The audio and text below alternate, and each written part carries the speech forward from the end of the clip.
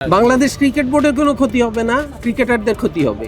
BPL এর সিলেট পর্ব শেষ, আজ মাঠে গড়ানোর কথা বিপিএল এর ঢাকা পর্বের ম্যাচগুলো। তবে মাঠে নেই ক্রিকেটার থেকে শুরু করে কোনো দলের কেউই। কেন সুনসান হয়ে আছে মিরপুরের হোম অফ ক্রিকেট? মূলত বোর্ড পরিচালক নাজমুল ইসলামের পদত্যাগ করবার দাবিতেই যে বিপিএল এর ম্যাচগুলো বয়কট করেছেন ক্রিকেটারেরা। ঘটনা শুরু হয়েছিল যখন বিসিবির বর্তমান বোর্ডের পরিচালক নাজমুল ইসলাম নিজের ফেসবুকে তামিম ইকবালকে নিয়ে মন্তব্য করেছিলেন, যা স্বাভাবিকভাবেই ভালো লাগেনি তামিম ইকবালের ভক্ত সমর্থকদের থেকে নিয়ে ক্রিকেটারদেরও। এরপর থেকেই আলোচনায় উঠে আসেন বিসিবির এই পরিচালক।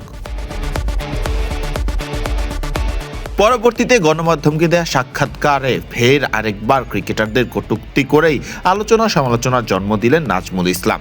বিশ্বকাপ খেলতে না পারলে আসলে ক্ষতিটা কার?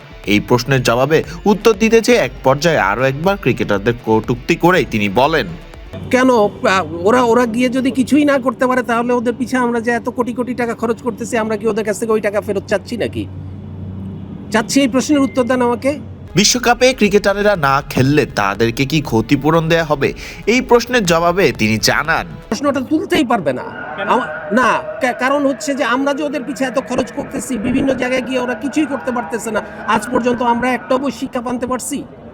কোনো একটা জায়গায় আমরা কতটুকু কি করতে পারছি? আমরা তাইলে তো প্রত্যেকবারই আমরা বলতে পারি যে তোমরা খেলতে পারো না, তোমাদের পিছে যা খরচ করছি এটা এবার তোমাদের কাছ থেকে আমরা নিতে থাকি, ফেরত দাও।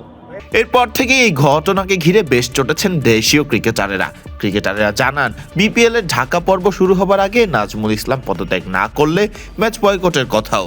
তবে প্রশ্ন থেকে যায়, বোর্ডের পক্ষেও কতটা সহজ এই দাবি এত দ্রুত মেনে নেয়া?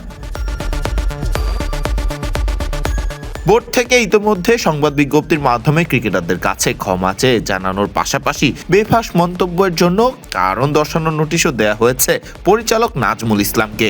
শেষ পর্যন্ত এই ঘটনাকে ঘিরে বিপিএল এর মাঠের ক্রিকেট বিলম্বিত হচ্ছে, এইটাই আপাতত দৃশ্যমান।